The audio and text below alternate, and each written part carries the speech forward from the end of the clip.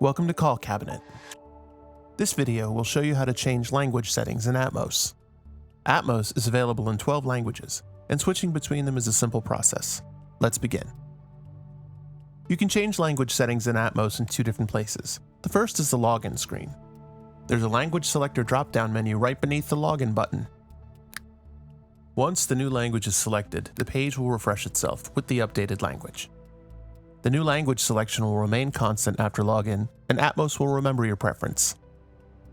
The next place you can change languages is in the user settings. Select the top right user settings button. From there, you'll see the familiar drop-down menu for languages. Simply select the language you want, and Atmos will update to your preference. Once again, Atmos will remember your preferences. All screens should now be in the language that you've selected. This concludes this video on changing language settings in Atmos. If you have any questions at all, reach out to us at support@callcabinet.com. Thanks for watching.